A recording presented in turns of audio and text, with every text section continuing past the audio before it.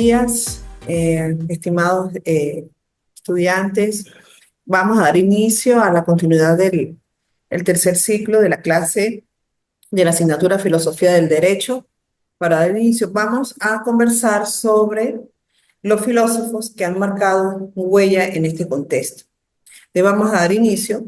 Estoy segura que ustedes los conocen, los han escuchado hablar en algún momento, en alguna oportunidad, mientras han realizado su carrera de Derecho. Pero bueno, aquí vamos a mencionar los más destacados. Adelante. Vamos a mencionar los más destacados, ¿sí? Ok, bien. Vamos a comenzar hablando sobre el filósofo Jeremy Bentham, eh, precursor sobre lo que ha sido el derecho positivo y el positivismo jurídico. Bentham es conocido por su teoría del utilitarismo, donde el derecho tiene la función de promover el mayor bien para el mayor número. Para él, el derecho y la moral son conceptos separados y las leyes deben evaluarse por su capacidad de satisfacer las necesidades de la sociedad. Fíjense que él marca aquí algo muy interesante. El derecho y la moral son conceptos separados. Entonces, ahorita vamos a analizar esos dos términos. ¿Okay? Cómo él visualiza que el derecho y la moral son conceptos separados. También tenemos a John Austin, quien promovió el concepto de imperativismo, donde el derecho es una serie de órdenes respaldadas por la amenaza de castigo. Separó claramente la ley, el derecho positivo, de lo moral, sosteniendo, adelante, adelante, sí, sosteniendo que el derecho es válido simplemente porque es impuesto por una autoridad soberana. A ver, no sé, ¿cómo pueden visualizar ustedes la separación entre que el derecho y la moral son conceptos separados? ¿Están de acuerdo? No, Porque para ustedes, ¿no? claro, Hay una disyuntiva, una separación entre, un abismo entre decir que el derecho y la moral son conceptos separados.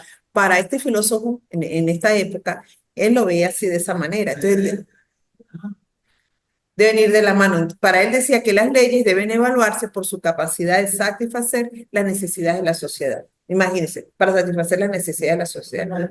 discúlpeme, Sí. no, tarde. ¿Cuál es su nombre, por favor? No le hablé, Doris Gerard, ¿qué? porque yo creo que esta moral depende mucho de las culturas. Ajá. Entonces, no, hay culturas, por ejemplo, las árabes, Ujú, que la moral de ellos es muy diferente a la de nosotros. ujú. Entonces, el derecho, en forma general, pues, no debería ser tan amañado, como por ejemplo, muy abundado por la cárcel. Ujú. Porque el problema es si la moral de el caso de todas las mujeres, muchas partes del mundo, aunque parece que había bastante, las mujeres somos los hombres tienen derecho a abusar de las mujeres en el sentido de la palabra, en muchas formas. Pero está eso, Está en la cultura. entonces, hablar del derecho de eso también está bien. No está bien, sí. Bueno, ese ejemplo que usted hace es interesante porque si nos vamos a las culturas islámicas musulmanas, en el caso de las mujeres, pues están en una gran desventaja. Entonces sería, las leyes deben evaluarse por su capacidad de satisfacer las necesidades de la sociedad. En este caso es una sociedad que está anclada en una cultura, una ideología y un doctrinamismo que a la final entonces no, en nuestra sociedad actual eso no lo vemos en armonía, o sea, no lo vemos totalmente vinculados para que pareciera hasta como una especie de aberración en ese sentido de la palabra, ¿no? Entonces es interesante ver esa postura que ellos toman, ¿no? Eso, porque todas estas posturas finalmente han contribuido a los avances en materia de derecho legal, en la participación en la sociedad de los seres humanos, cómo aplicar las leyes, cómo ejercer las leyes, las normativas, la creación, en función a todas estas visiones y enfoques que tuvieron los filósofos en cada una de estas épocas. ¿Ok? Después, este sí es muy conocido por ustedes, estoy segura, Hans Kelsen. Sí, ese Hans Kelsen ajá, es uno de los, como dice, los precursores principales del derecho positivo y positivismo jurídico. Su intención es separar el derecho de otras disciplinas, viendo el derecho como un sistema autónomo y autosuficiente. Su teoría se enfoca en cómo las normas se relacionan y legitiman unas a otras, sin involucrar factores externos como valores éticos o sociales. ¿Desean comentar algo de Hans Kelsen? Eh, no, No, no, no, no. Pues le damos la oportunidad porque los compañeros han participado en las tres clases, entonces, pues, a ver, Doris, ¿no? ¿qué son? ¿Ah? Es el papá de todos. El papá de todos. ¿Ah? Pero en las últimas tendencias se ha tratado de llegar a otro tipo de derecho que no se para los activistas, tomando en cuenta los derechos humanos, sobre todo, Mm, y el ser como tal. ujú, Si intentar competencia, pues positivo, pues un derecho positivo. ujú, Pero nunca dejar de ser el padre para nosotros de esa teoría de una manera u otra que siempre va a estar aplicada, ujú, a pesar de que ha habido sensibilizaciones ujú. en algunas partes del mundo y Sí. dicen, No, pues, mm, sigue, cuando ponemos la teoría de la que se tiene padre, la teoría, por eso digo que con todo lo que he evolucionado en el mundo, debería de haber teorías nuevas, ¿sí? Porque, claro, muchos seguimos esas teorías positivistas, esa hipótesis, pero hoy en día hay muchas que ya no se adaptan a la misma cotidianidad que tenemos. Me acuerdo que una gente de la universidad siempre me hablaban de la pirámide. ¿Qué haces? está bien. Todavía está, pero había una persona que ya la cambiaron. Entonces decía, no, la pirámide ya no, es la pirámide invertida porque la constitución, entonces todo eso ha evolucionado hoy en día. La forma, la manera en que el Estado esa teoría, que puede ser padre del derecho, pero usted misma lo acaba de decir ahora. No, de derecho Así, El derecho positivo. el derecho positivo, el padre del derecho positivo, pero usted me lo acaba de decir ahorita a nivel de la cultura, ¿qué derecho ellos mantienen? por eso mismo que yo digo que se mantiene vigente pero flexibilizado, porque ahí está cuando hablamos de la por ejemplo, los derechos, perdón, los tratados internacionales que lo quieren poner por encima de la Constitución, que ahí hay una Disyuntiva grande. y hay uno que dice que sí está por encima de la Constitución, otro que dice que no. Yo soy del criterio de que no, porque la Constitución lo prevé, o sea, tratados internacionales que nosotros firmemos y avalemos, pues son aplicados en el país. Ya, son constitucionales o desde las constitucionales. Nosotros opino que los tratados internacionales son Claro, pero son no están por encima de la Constitución. Mi criterio es que la Constitución está arriba, ¿verdad? Y la Constitución, claro, lo refiere a como documento político del Estado, Claro. gran Estado, pero a nivel de convenio internacional, muchos países, de Venezuela, si no tuvieran esos convenios internacionales, claro, pero tú no los aplicas si el Estado no ha firmado ese tratado, no ha aplicado. claro, O sea, están amparados a la Constitución. Están amparados a la Constitución. Están dentro de la Constitución. Ajá. Igual que los derechos humanos, están todos. pero fíjense una cuestión, la Constitución establece los tratados internacionales. La aplicación es lo mismo, pero cuando Venezuela por ejemplo, se retira de un organismo como la OEA o la ONU, esos tratados quedan Ya no abrogados, ya no son. ya no las obligan, ¿no? Y entonces el Estado, No puede aplicar, entonces no son supraconstitucionales. Sí. Constitucionales. sí, pero entonces el Estado, Es hipótesis, o sea, aplicarlo a eso. pero entonces el Estado aplica situaciones que van en contra de la ONU. Precisamente por eso se retira. Sí. Por eso se retira. Para no aplicarlo, yo no soy supraconstitucionales. Además, puede ser una cosa, los tratados internacionales no aplican para todo el mundo, solamente para ese Estado. Claro, lo que pasa es para eso, cada uno de esos tratados tiene una naturaleza social y jurídica y están categorizados. Y el de los derechos humanos es mundial, porque no todos los países del mundo. Claro, claro, eso es muy inherente a cada constitución de cada Es el país. prior de la. No, ¿qué? Mariela. Alguien. Bueno, vamos a la que se me ocurre así. Que el derecho y la moral, la separación. Sí, yo considero que en los derechos humanos sí tiene que quedarse con el derecho positivo o cualquier tipo de Estado. Si se respetan los derechos humanos, claro, que se respeta la definición, ¿verdad? Sí. Ok, después continuamos con Herbert Hart, también muy conocido, donde él propuso que el derecho no es solo un conjunto de órdenes respaldadas por sanciones, sino que incluye reglas secundarias como la regla de reconocimiento, que permite identificar, cambiar y aplicar las normas jurídicas. Esto hizo que su visión del positivismo fuera más flexible y adaptada a la realidad de los sistemas jurídicos modernos, o sea, ya están más flexibilizados. Ok. Ok. Ahora, dentro de lo que es el derecho positivo y el positivismo jurídico, hablamos en grandes rasgos de términos importantes como lo que es la justicia y el derecho. Eso ustedes lo manejan, son las bases de ustedes, lo que es la justicia y el derecho. Pero desde el punto de vista de la filosofía de la filosofía del derecho, hay enfoques. Cada uno nos presenta un tipo de enfoque. Entonces, por ejemplo, la justicia es un principio ético y moral que busca asegurar que cada persona reciba lo que le corresponde de manera equitativa y sin discriminación. ¿Ah? Pero claro, esto es una definición conceptual bajo un marco textual. Si yo le pregunto a alguno de ustedes tres que están presentes, o a alguno de los que está en estos momentos también en línea, por decirlo así, ¿ok?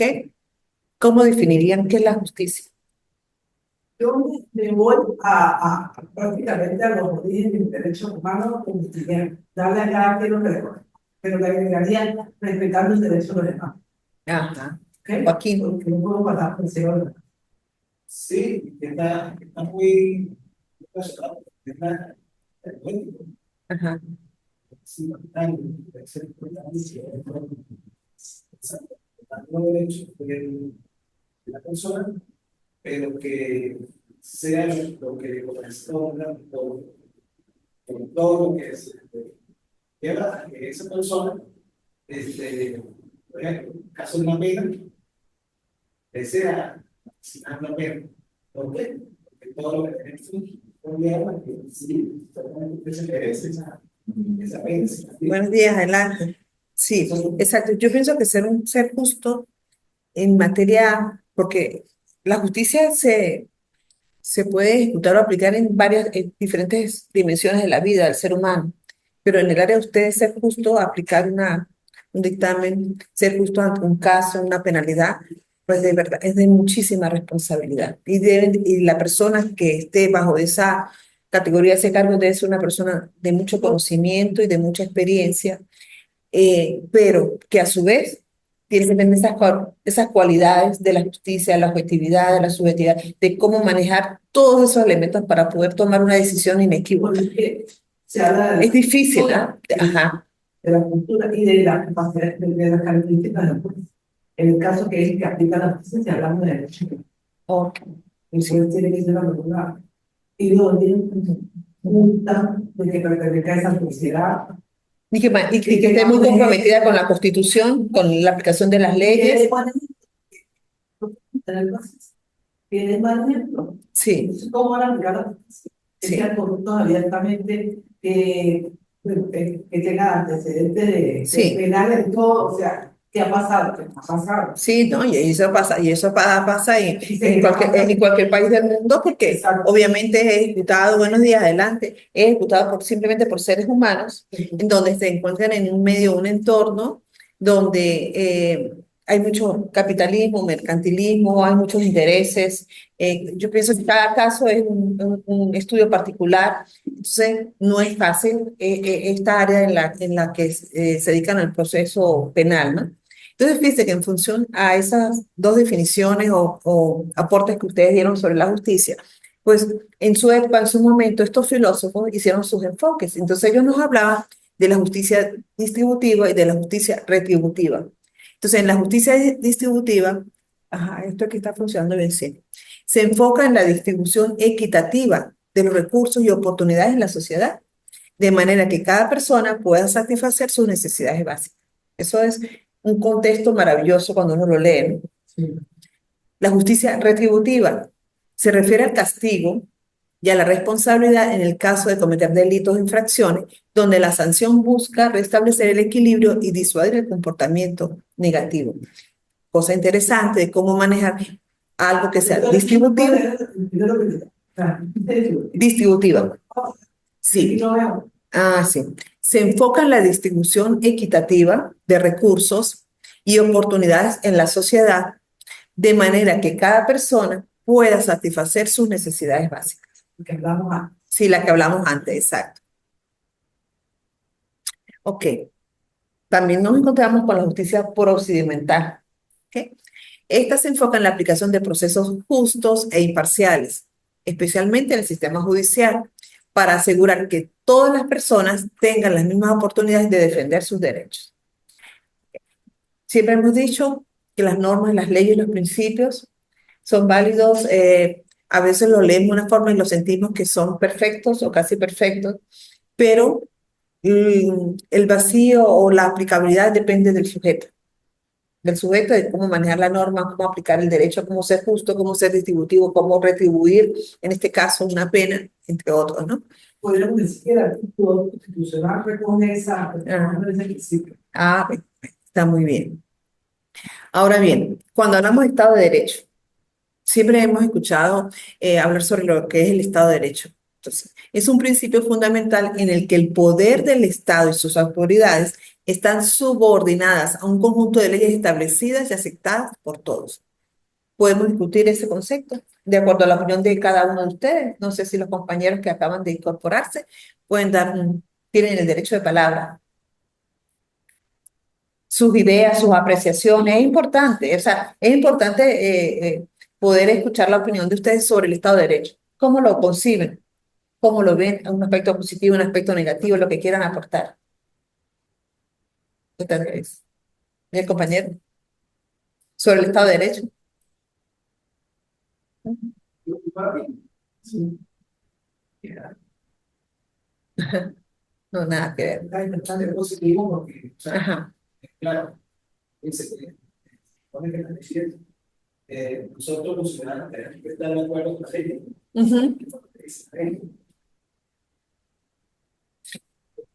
Si eso, o sea, de esa forma, pues, si sabemos que hay una ley, pues sancionar de la persona para que se funcione como ley, quiere decir que el pueblo no puede esa ley. Yo me ajusto, pero en este caso no funciona. Pero en este caso, Lo saben, lo tienen. sí, el Estado, Ya lo saben. Venezuela se constituye un Estado de justicia social y de derecho. Ajá. Yo no soy chavista, pero en la verdad, ¿no? Lo que pasa es que yo hablo. Y en la parte constitucional es un talento del mundo. ¿Qué hablamos del Estado de Derecho? En Venezuela, en cualquier parte del mundo, aplicando cualquier seguridad. El Estado de Derecho debe ser el Estado constituido como Estado, no como nación, que se reglamente por leyes, y esas leyes se respeten, que es lo que pues, generalmente estamos oyendo y está pasando en todas partes del mundo, a algunas más que otras, que se viola el Estado de Derecho. Sí. O sea, decimos que el Estado de Derecho es sometido a la ley. Eso es Estado de Derecho, que los ciudadanos estén sometidos a la ley. Todos en partes iguales.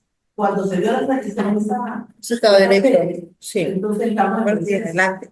Sí. de la violación del Estado de Derecho. No somos abogados, todos, ¿sí? Y todos somos amantes del Estado de Derecho, porque es una cosa que se puede hacer el Estado social, Estado social, dice que es el Estado social, un Estado social, la sociedad, de derecho, y a la vez, y justicia, o sea, engloba todo, cada quien lo recoja. Sí, fíjese que, pues en términos generales, en líneas generales, cuando uno le habla del Estado de Derecho, siente uno que el Estado de Derecho es la garantía que uno como ciudadano, le estoy hablando como ciudadano, no como abogado, es lo que yo interpreto, de acuerdo a sus exposiciones.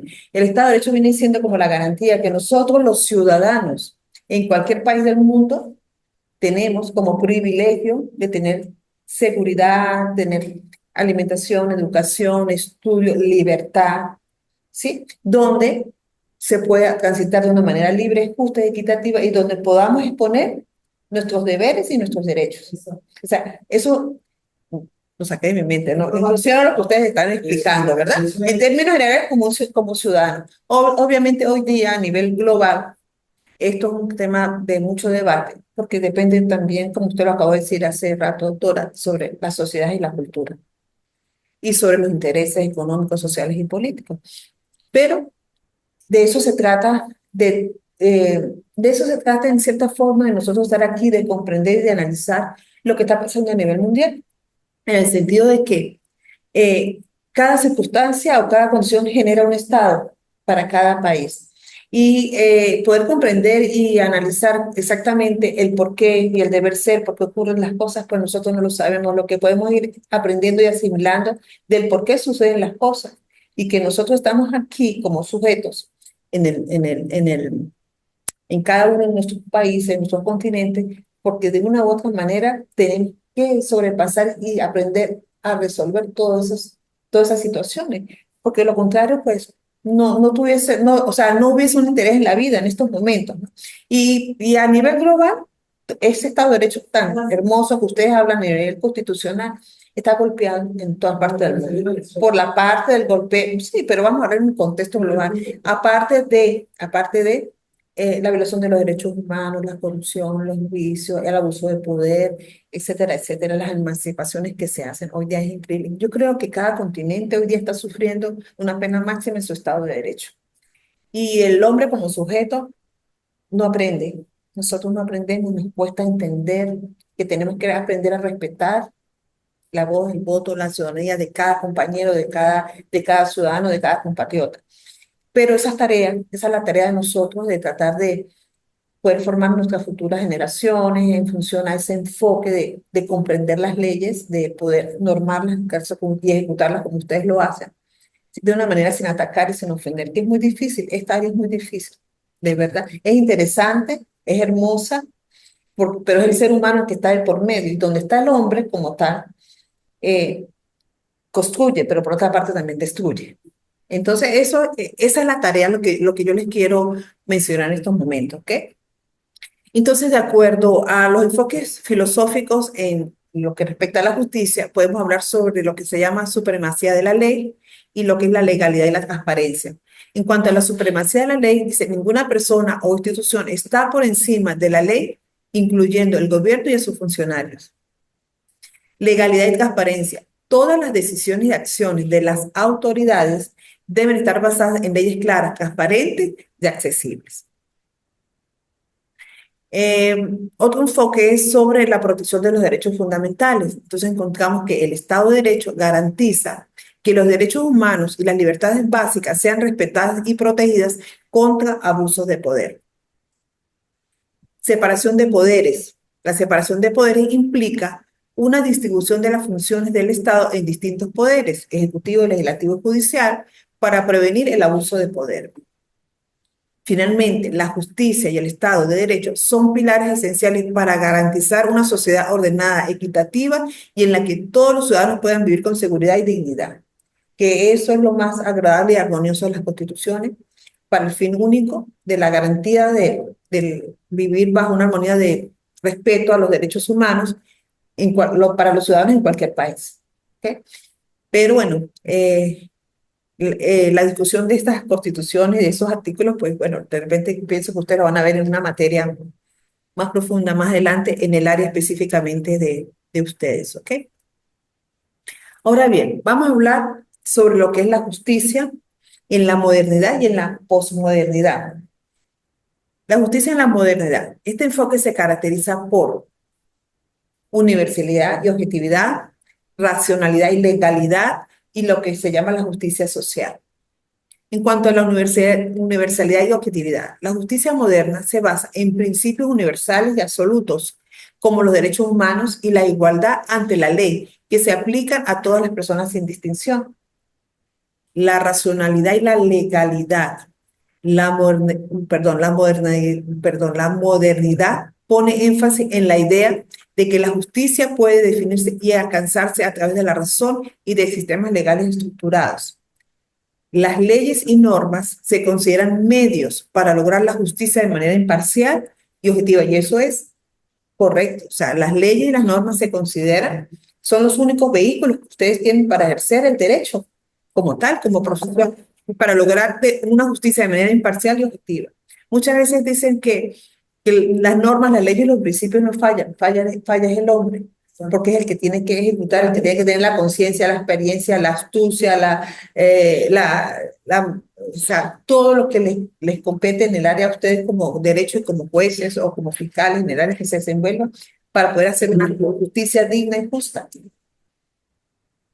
Y la justicia social, pues en la modernidad surgen teorías como la de John Rawls, que defiende la justicia como una equidad y abogan por una distribución justa de los recursos y oportunidades para reducir las desigualdades sociales. Esta justicia social ha dado también unos grandes pasos acelerados en la sociedad moderna y nos ha brindado lo que se llaman movimientos sociales, movimientos ambientalistas, todos los movimientos contra la defensa de la mujer, movimientos territoriales. Eso sale a través de esta justicia social, porque hay una reclamación de estos deberes y estos derechos, como una justicia y equidad para todo el mundo. Entonces, cualquier movimiento que sienta que se debe hacer una justicia social y hay una naturaleza y un fin, pues se amparan bajo esta parte de la justicia social en la modernidad. O sea, Entonces, lo que la justicia social es lo que cambió el derecho al trabajo. es lo que ha cambiado el derecho al trabajo, exactamente, también. Eso Sí, el derecho laboral. Pero por acá lo vamos a ver más adelante también unos días al respecto. Ahora, lo que respecta a la justicia en la posmodernidad, este enfoque se caracteriza por relativismo y pluralismo, descentralización del poder y la crítica al racionalismo. El relativismo y pluralismo dice, la justicia postmoderna rechaza la idea de valores universales absolutos. En su lugar, promueve una visión pluralista que respeta las diferentes perspectivas culturales, sociales y personales de lo que es justo o correcto. Es muy interesante este enfoque. La descentralización del poder, la posmodernidad desconfía de las instituciones y autoridades centralizadas, promoviendo en cambio sistemas de justicia que valoren la voz de las comunidades locales y los grupos minoritarios, adaptando las normas a los contextos específicos. Crítica al racionalismo. Desde una perspectiva posmoderna, el ideal moderno de justicia basado en la razón y la ley es limitado, ya que no siempre refleja las complejidades de la vida real ni las experiencias individuales. Estos enfoques, tanto en la justicia moderna y posmoderna, pues han tenido un cruce de conocimientos y de funciones que hoy día pues tienen una gran utilidad en cuanto a lo que se llama la justicia en un contexto global, ¿ok? En esta época de modernidad y posmodernidad. O sea, cada uno está avalado y fue avalado por filósofos en su momento, en la filosofía moderna y en la posmoderna, para poder colaborar en lo que es la filosofía del derecho y poder llegar a toda esta serie de normativas y leyes que se aplican tanto en la una como en la otra, para poder dar lo que son las características de una justicia de la sociedad actual. ¿Ok? De ahí salen todas esas bases y todos esos contextos. Ahora bien, ¿cómo podemos contrastar la justicia moderna y la posmoderna? La moderna, pues, ha sido aproximada entre los siglos XVII y los siglos XIX, se centra en principios universales y en la aplicación imparcial de normas que buscan la equidad para todos. Y la posmoderna, a mediados del siglo XX en adelante, cuestiona estos ideales y aboga por un enfoque contextual, reconociendo que la justicia puede tener significados diferentes según cada cultura, grupo o individuo. O sea que aquí estamos totalmente claros de cómo esta evolución de justicia moderna y posmoderna se aplica por continentes, pero cada uno aunado a su contexto cultural, social, sus tradiciones, sus ideologías y su doctrina. Entonces, ahí pues cambia un poco la visión de estas normativas y en los enfoques y avanzamos, exacto. Este contraste entre modernidad y posmodernidad en torno a la justicia refleja las transformaciones en la forma de entender el papel del derecho y de las instituciones en una sociedad cada vez más compleja y multicultural. Entonces, es interesante ver cómo podemos comprender el avance de lo que ha sido la justicia moderna, posmoderna y la que estamos viendo en la actualidad, ¿no? Entonces, esto, por ejemplo, para ustedes que están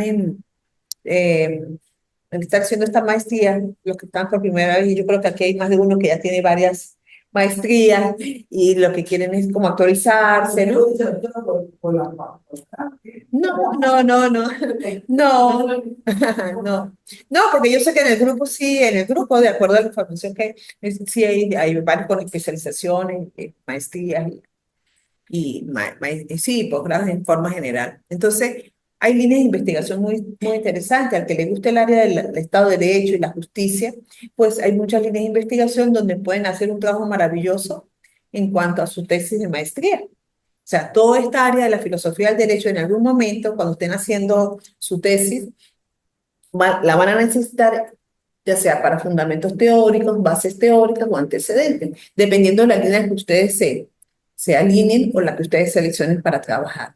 Entonces, es muy interesante porque les da los soportes a nivel de teorías para poder hacer los enfoques y poder ustedes desarrollar su trabajo de investigación. ¿Ok?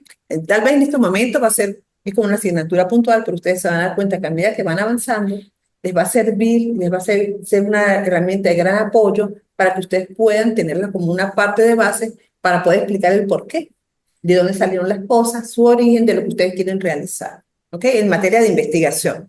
y aparte el ejercicio principal, sea que uno esté en la práctica judicial o esté normalmente, el que conoce la filosofía del derecho o tiene su poder en su... Sus bases. Sí, eso ayuda muchísimo. En un debate judicial, a veces uno tiene que sacar la filosofía del derecho para poder sustentar lo que uno está defendiendo. Qué bien, sí. Es un buen botón de verdad. Es material Para la todos. universidad es un poco lo que la gente va, claro, que vemos gente ya grande que tenemos tiempo de ejercer en los países, de forma nueva, pero es un material que Es muy fundamental, sí, porque aquí viene el origen de la historia y las líneas del tiempo y la evolución, de dónde han salido las normas, porque parece mentira, pero fueron por filósofos dedicados al área del derecho y al área tributaria y al área forense en su momento, pero todo igual, de la misma manera que estos filósofos coinciden con algunos del área de del sistema educativo, es las mismas bases que se han venido arrastrando y que hoy día nosotros las usamos para poder ejercer también la educación. Entonces es muy interesante. todo el derecho penal. Sí, el derecho penal, sí, sí. Ahora fíjense, eh, acá pues les traigo algunos casos prácticos de lo que es la aplicabilidad en cuanto al derecho positivo. Entonces tenemos algunos ejemplos, que esto es material de ustedes, estos casos prácticos, donde podemos nosotros ejercer el derecho positivo a través del Código Penal. Dice, en un país el Código Penal establece los delitos y las penas para quienes los cometen. Este código es derecho positivo porque fue promulgado por la autoridad competente y está vigente. Si una persona comete un robo, él puede aplicar las normas del Código Penal para determinar su sanción. Entonces el Código Penal surge del derecho positivo. Normativas de tránsito. Las leyes de tránsito son un claro ejemplo del derecho positivo. Estas normas, como los límites de la velocidad y los requisitos para obtener una licencia, regulan el comportamiento de los conductores. Si alguien excede el límite de velocidad, puede ser sancionado según estas normas vigentes. También esto se lo debemos al derecho positivo. El derecho laboral es muy importante. En muchos países existen leyes laborales que establecen los derechos y deberes de empleadores y empleados, como el derecho a vacaciones y al salario mínimo. Este conjunto de normas es derecho positivo, ya que su existencia depende de la legislación vigente. Entonces, el derecho laboral también se lo debemos al derecho positivo. En resumen del derecho positivo, el derecho positivo es el conjunto de normas y leyes que están vigentes en un determinado tiempo y lugar, como las leyes de un país. Su validez depende de las autoridades que las crean y su propósito es regular la conducta social estableciendo derechos y deberes. O sea, yo creo que es una forma práctica de resumir lo que es el derecho, las bondades del derecho positivo y cómo son aplicadas por ustedes, ¿no? Independientemente del área que estén. Ahora bien, algunos casos prácticos sobre el positivismo jurídico. Entonces, aplicación de una ley injusta. ¿A qué nos referimos? En países donde han existido regímenes autoritarios, algunas leyes pueden haber sido consideradas injustas como leyes de censura. Sin embargo, según el positivismo jurídico, esas leyes eran derechos legítimos mientras estuvieran en vigor, porque fueron establecidas por la autoridad en un momento determinado. Matrimonio igualitario. En algunos lugares, el matrimonio igualitario fue legalizado solo después de ser aprobado por el Poder Legislativo. Bajo el positivismo jurídico, los derechos de las parejas homosexuales a casarse dependían de la aprobación legal. Sin embargo, pues, sin importar el debate moral o ético previo. Entonces, lo que estamos viendo hoy día con los matrimonios igualitarios entre parejas del mismo sexo, pues se lo debemos también al positivismo jurídico, ¿no? Ejecución de sentencia por jueces. Un juez, al dictar sentencia, aplica la ley vigente, incluso si él considera que la ley es injusta en algún aspecto. Por ejemplo, si la ley de un país dicta una pena severa por un delito menor, el juez debe aplicarla. Esto es una práctica del positivismo donde el juez se limita a aplicar la norma vigente. En resumen, del positivismo jurídico es la postura teórica que afirma que el derecho debe ser respetado y aplicado tal como está, sin hacer valoraciones morales o éticas. Un poco fuerte. Por eso que ha evolucionado ahora la Ajá, aplicación más reciente. sí. Entonces, Desde que se hace contra la mujer, de portadores, o sea, todo eso, sí, todo eso es dependiendo de las- del país, las dictámenes que haga el Estado y las condiciones sociales. Eso fue ya cuando se mezcla, pues no hay separación del país, se mezcla la política de Estado Sí, con la ley, pues, sí, se complica así. Fíjense entonces, estimados estudiantes, compañeros, eh, ya perdí la cuenta de las semanas que llevamos, 5 o 6 semanas, 5 semanas. No, esta es la tercera clase presencial y 5 semanas, tercera clase presencial y logramos hacer 2 asíncronas, lo que es la modalidad de estudios presenciales y virtuales a través del aula virtual. Entonces, es importante que le hablaba al principio a Joaquín y a Walmart. Todo esto está grabado, sí, todo eso queda grabado. Todas están grabadas. Si usted entra a la plataforma, entra al aula virtual, ve en lo que ellos llaman encuentros informativos, las 3 clases están grabadas. Las instrucciones para montar las actividades del aula virtual también están colgadas. Todo está colgado, cada uno de ustedes tiene su aula virtual, su espacio donde plasmar sus actividades, que son en forma asíncrona, respaldo de las clases virtuales y presenciales, para poder cumplir con el contenido del programa. Entonces, esta es la unidad 5 de la asignatura Filosofía del Derecho. El programa también está en el aula virtual, ustedes la pueden comparar, el seguimiento que le hemos hecho durante el largo de estas 5 semanas. Y la tercera actividad evaluativa no la hemos dado, la pienso montar este fin de semana, porque con las 2 primeras todavía estamos atrasados con un 50%. Entonces, perdón, entonces es importante que nos nivelemos porque el instituto me da una semana solamente más de plazo para que ustedes terminen de colgar los que están atrasados. Hay un grupo que está nivelado, de poder colgar todas las actividades para poder optar por la nube, para poder ser evaluados, ¿ok?